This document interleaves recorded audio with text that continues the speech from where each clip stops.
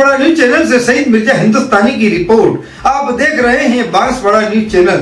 गोविंद गुरु राजकीय महाविद्यालय में नवनिर्वाचित छात्र संघ उद्घाटन एवं शपथ ग्रहण समारोह में क्या कहा मुख्य अतिथि राम प्रसाद डिंडोर विधायक सागवाड़ा ने, आप भी सुने। राम प्रसाद जी डिंडोर साहब आए और छात्रों को उद्बोधित करें। सागवाड़ा और 84 विधायक हमारे जो बीच में मंच पर हैं, उनकी किसने वेदों में, शास्त्रों में, पुराणों में कि नहीं, क्या मुंह से पैदा होता है वो सबसे ऊपर होता है। क्या ये सही है? मैं उसके खिलाफ बोलूंगा तो शायद ये हो जाएगा ये धर्म के खिलाफ बोल रहा है। मैं धर्म के खिलाफ नहीं बोल रहा हूं, मैं सच्चाई उसको उजागर कर रहा हूं कि मुंह से पैदा नहीं होता है। उन्होंने गलत शास्त्रों में लिखा है, शास्त्रों में, वेदों में, पुराणों में जो लिखा है वो गलत है।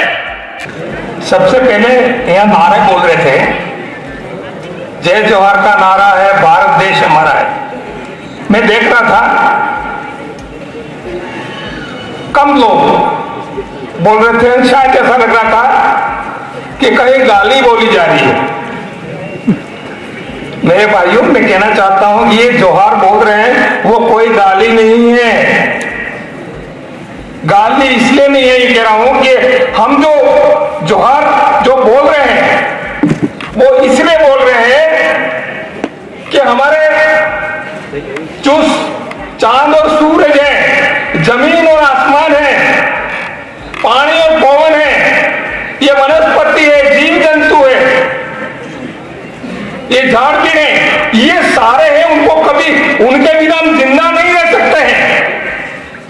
हमारे माता पिता हैं, उनके बिना हम यहाँ पे इस पृथ्वी पे नहीं आ सकते थे, लेकिन हम उनकी कभी भी नमन नहीं करते हैं। तो ये जो जोहार बोल रहे हैं, हम आपस में तो बोलते ही हैं, लेकिन जोहार है वो सूर्य का जोहार है, जमीन का है, चांद सूरज का है, पानी पवन का है, ये वनस्पति उसका कभी उसके बिना हवा हम जिंदा नहीं रह सकते। तो जो हमारे माँ बाप है, क्या उनका कभी बोलते हैं? नहीं बोलते हैं। हम इसे कह रहे हैं ये जोहार बोला जाना चाहिए, क्योंकि हम प्रकृति का नमन कर रहे हैं, हम चांद सूरज का नमन कर रहे हैं, जिसके बिना हम जिंदा नहीं रह सकते हैं। हमारे माँ बाप का नमन कर रहे हैं। हमारे माँ बाप को कभी हम बोलते हैं क्या? हम यहाँ से जैसे जो भाषा बोलते हैं, चाहे जय करते हो या तो जो भी बोलते हो, उसमें कभी हमारे माँ बाप को नमन नहीं करते हैं, कभी चांद सूरज को नहीं करते। ये जो प्रकृति है जो और तो हम नमन कर रहे हैं, सूर्य वो जिंदा है, जमीन है वो जिंदा है, पवन है वो जिंदा है, ये वनस्पति है वो जिंदा है, और जिंदा है उनको नमन करते हैं, इसलिए जिंदा है वो उनको जिंदा रखते हैं। जिंदा जिंदे को जिंदा रखता है। इसलिए मेरे भाइयों, ये जोहार को जोर से बोलना चाहिए और चाहे वहां बोलना चाहिए। ये किसी के खिलाफ गाली नहीं है, किसी के खिलाफ अभिवादन नहीं है, ये हम सब के लिए इस प्रकृति का अभिवादन है। इससे हमको प्रकृति का अभिवादन जोर से बोलना चाहिए। हाँ, हम एक बात में करते हैं, जय जोहार का नारा है, फिर बाद में कहते हैं भारत देश हमारा है। उसके तरह दे क्या? अरे भारत का देश हमारा है ही कि सबको बड़ा होना चाहिए। तो मैं इस मंच से एक बार नारा बोलूंगा, जय जोहार का नारा है, जय जोहार का नारा है। मेरे साथियों, मैं आपसे ये निवेदन करना चाहता हूं, सामने में कहना चाहता हूं कि हमारी जो लड़ाई है, हम जो बात कर रहे हैं वो सच्ची और झूठे के बीच में। सच्ची क्या बात है? प्रकृति के अंदर जो ये जमीन है वो सूर्य की तरफ कैसे घूमती है? दाएं से बाएं। यानी प्रकृति का जो इलेक्ट्रॉन प्रोटॉन जो भी होते हैं वो भी यही राउंड लगाते हैं, और हम यही कह रहे हैं कि वो दाहिने राउंड को लगा रहे हैं, उसकी पालना करो, उसकी पालना आदिवासी करता है, उसको मानो। ये सच्चाई है।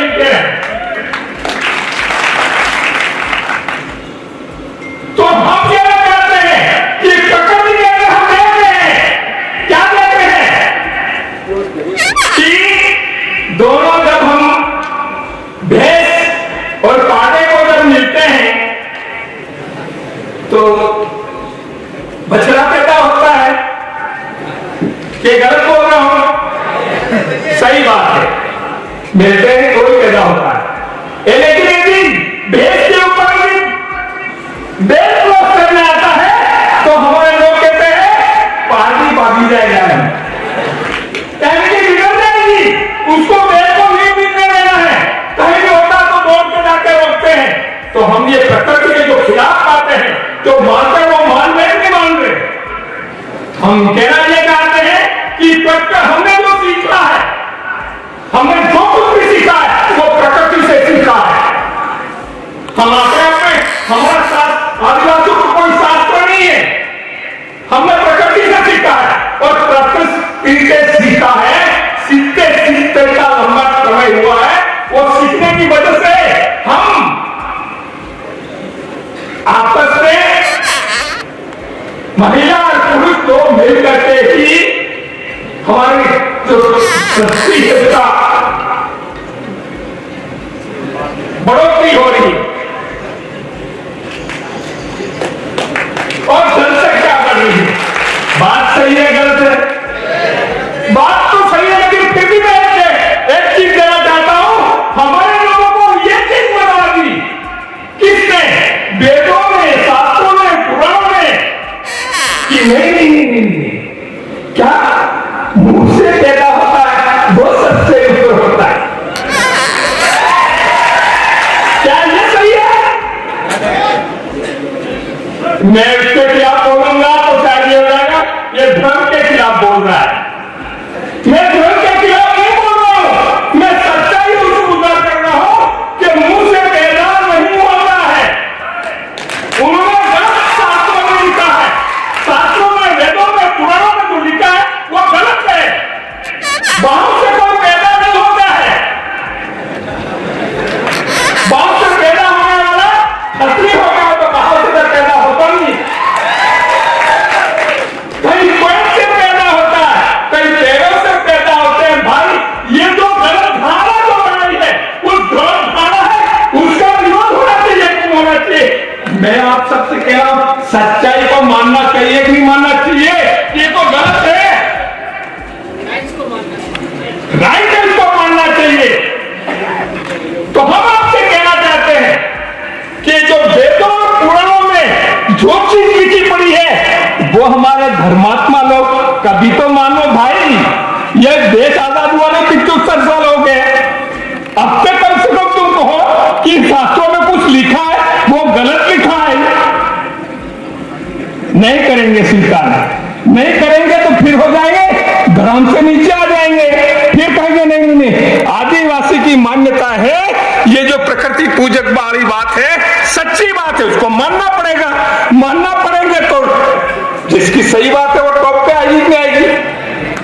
नहीं, ये नीचे गिरना नहीं चाहते, गिराना नहीं चाहते और उस गलत बात को हमको स्वीकार करा रहे। अरे भाई तुम मानना हो मानो, मुझे एतराज नहीं है, लेकिन हम जो लोग हैं उनको तो जबरदस्ती तो मत थोपो आप। तो सिडुलेन के अंदर जितने भी लोग इस तरह की जो गलत धारणाएं और गलत ज्ञान का प्रचार कर रहे हैं उनको रोका जाना चाहिए, प्रतिबंधित किया जाना चाहिए कि नहीं किया जाना चाहिए? ये कौन करेगा? पीढ़ी ये कौन करेगा? जो नौजवान है, युवा साथी है, वो करेंगे। कौन करेगा? ये व्यवस्था, जब तक ये व्यवस्था को हम रोक नहीं पाते हैं तब तक हमको गलत को यश करवाते जाएंगे और गलत को मानना पड़ जाएगा, हमको मानना पड़ेगा लगातार। और फिर हम क्या करेंगे? आंख बंद करके मानेंगे, क्योंकि सच्चाई तो अलग है। उस सच्चाई को नकारना चाहते हैं तो हमको आंख बंद करना पड़ेगा और फिर आंख बंद करके क्या करना है? आंख बंद करना है कि आंख खोल के देखना है? हम खोल के देखेंगे, हम आंख बंद करके नहीं देखना चाहते हैं, नहीं पूजना चाहते हैं, इसलिए हम पूजेंगे।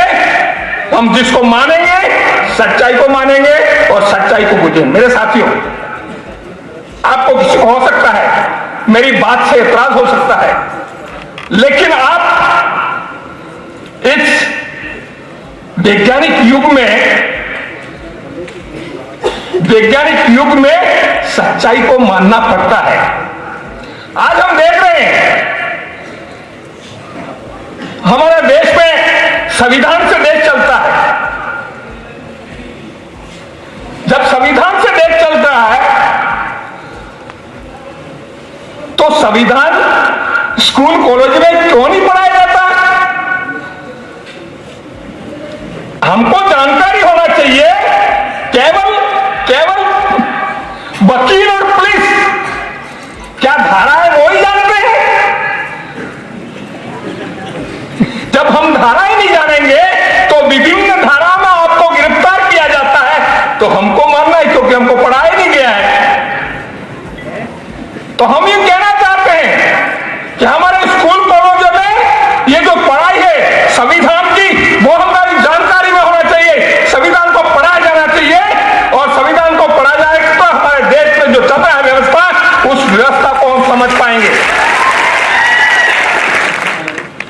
इसलिए साथियों, आज हम देख रहे हैं, इसलिए कहना चाहता हूं मैं कि हमारी जो 5वीं अनुसूची है, 6ठी अनुसूची है, यह शेड्यूल एरिया है। उस शेड्यूल एरिया के अंदर कुछ सुप्रीम कोर्ट के फैसले भी आए हैं। सुप्रीम कोर्ट का फैसला आया, क्या आया है? 2011 में कैलाश महाराष्ट्र सरकार का, जिसमें फैसले में बताया कि इस देश का मालिक कौन है? आदिवासी। आपने नहीं सुना होगा। फैसलों को पढ़िए, हमारे बुद्धिजीवियों को पढ़िए कि 2011 का जो फैसला आया, आज से कितने साल हो गए? 11 साल हो गए, 13 साल हो गए। और इसके बाद में भी हमको जो 2000 का फैसला आया उसकी जानकारी नहीं है। कौन जानकारी कराएगा? पार्टियां करानी चाहिए थी। ये जो पार्टियां हैं वो संविधान पढ़ा नहीं रहे हो, तो हमको जानकारी करवाना चाहिए थी। तो उस 2011 में बताया गया है कि देश का मालिक आदिवासी है, और इस आदिवासी को यह बोला गया राक्षस, असुर, दानव, दैत्य कहा गया। ये कहने वाले कौन लोग थे वो जानकारी करिए। जब सुप्रीम कोर्ट बोल रहा है तो कुछ बिना सबूतों से नहीं देता है, फैसला देता है, सबूतों का आधार पर देता है।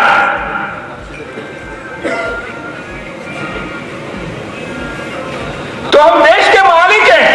और 1989 में रामकपाल का एक सुप्रीम कोर्ट का फैसला आया कि आदिवासियों के ऊपर सीआरपीसी, आईपीसी नहीं लगती है। जब हमने विधानसभा में ये बात उठाई तो 5वीं अनुसूची लागू है। सवाल का हमको जवाब आया कि इलाके में 5वीं अनुसूची लागू है। तो अब इन्होंने धीरे धीरे कर दिया कि नहीं, आपके आपस में करके आओ।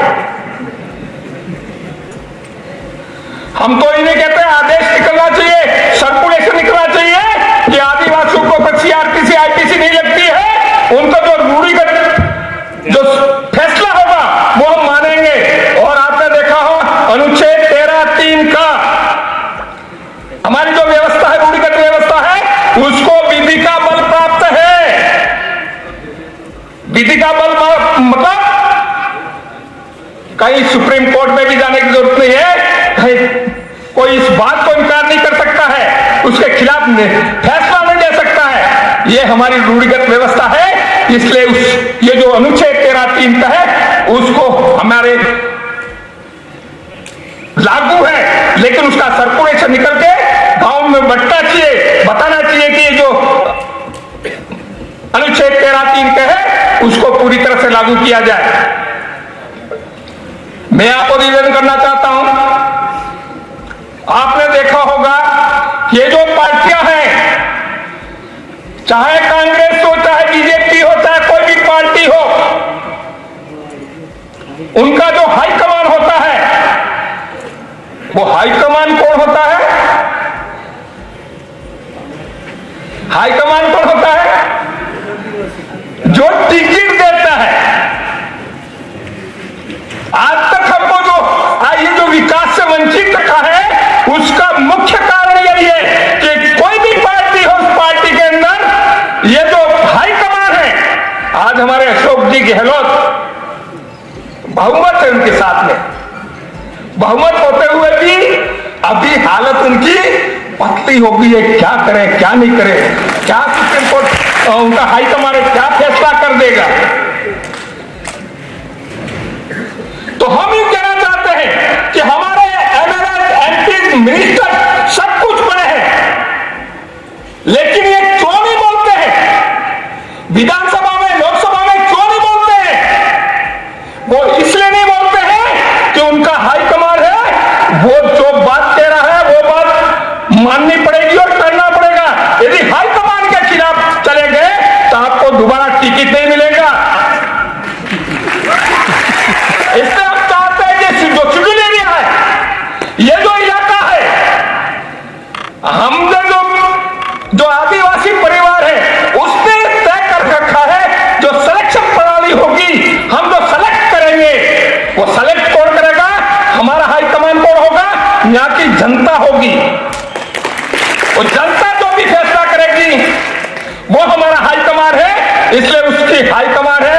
अब बताइए आप कि हमारी हाईकमान ही जनता होगी, हमारा हाईकमान दूसरा नहीं है, तो हम विधानसभा के अंदर भी और लोकसभा के अंदर भी हमारा आदमी सेलेक्ट आदमी जाएगा तो किसकी बात करेगा?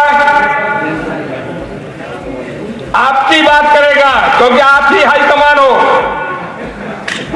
तो सारी पार्टियां मानने के लिए बात तो हो जानी चाहिए कि यहां पे हाईकमान तुम्हारा नहीं चलेगा, तुम टिकट नहीं दोगे, हमारी यहाँ की जनता है वो टिकट देगी, वो हाईकमान होगी। जब ये कर दिया तो हमारे अच्छे अच्छे मिनिस्टर हैं, अच्छे अच्छे नेता हैं, वो गुलामगिरी नहीं करेंगे। गुलामगिरी से हमको उनको बाहर निकालना है, निकालना है कि नहीं निकालना है? वो हमारी गुलामगिरी कर रहे हैं, इसलिए कॉलेजों की, हमारे यहाँ के कॉलेजों की हालत ये हो गई है, सीना ठोक के कोई बोलता नहीं है, और बोलेगा तो दोबारा टिकट कट जाएगा।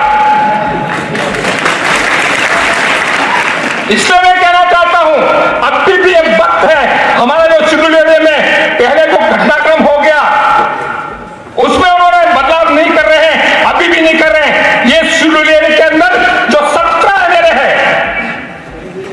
वो 17 एमएलए अभी भी जो है वो भी यदि एक मत से एक राय बना दे तो सब कुछ हो सकता है, लेकिन अलग अलग पार्टियों का अलग अलग हाईकमान है। इस वजह से सब ये हो रहा है। इसलिए मैं कहना चाहता हूं आपको, अभी देखा आपने उदयपुर में कन्यालाल की मौत हो गया, किसने मारा? मैं उनका लेना नहीं चाहता हूं, किसी ने किया हो, कोई भी झगड़ा हो सकता है, लेकिन मुसलमान में से दर्जी कोई था, उनको मार दिया, 2 लोगों को नौकरियां दी और रुपया पता नहीं कितना दिया, अखबार में आया ही तो पता लग रहा है कितना कितना दिया है। लेकिन मैं कहना चाहता हूं, अरे भाई राजस्थान एक ही है, कोई वहां जो सिरोही में हमारे एमएलए साहब धरने पे बैठे, सरकार को शर्म नहीं आई, फिर भी उस धरने में बैठने के बाद में भी अभी भी हम तैयार नहीं है मानने से पूरी तरह से। अरे भाई तुम एक तरफ जो दिया है मारने, यहां भी मार दिया है, तो मारने वालों को सजा होगी, जो भी होगी, फांसी होनी चाहिए। लेकिन मैं कहना चाहता हूं कि उनकी ये जो सिरा में जो कार्तिक भील के साथ जो हुआ, क्या उनकी फैमिली को नौकरियां नहीं मिलनी चाहिए? लेकिन ये बोलेगा कौन?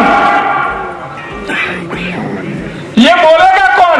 यहां का जो प्रतिनिधित्व कर रहे हैं, जो एमएलए है, वो बोलते नहीं है, मंत्री है वो बोलते नहीं है। अब मुझे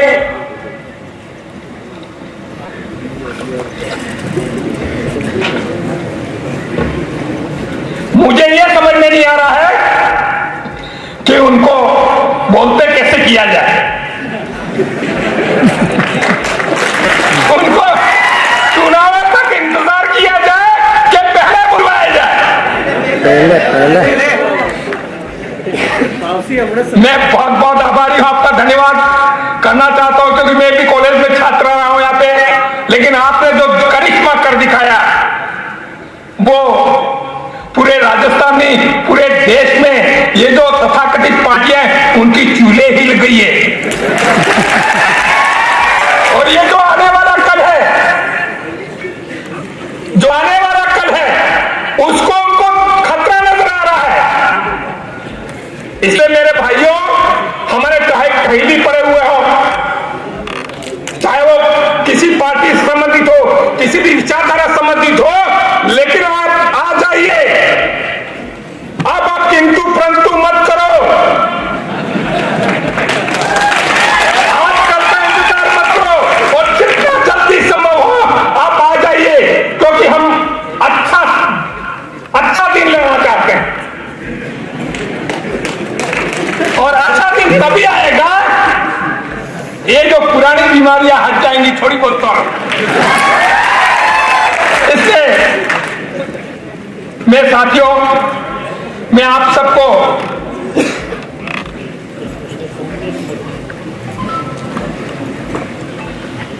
चिट्ठी भी आ गई है और काफी समय भी हो गया है, इसलिए मैं अपनी बात को रोकना भी चाहता था, लेकिन पहले से भी आ गई।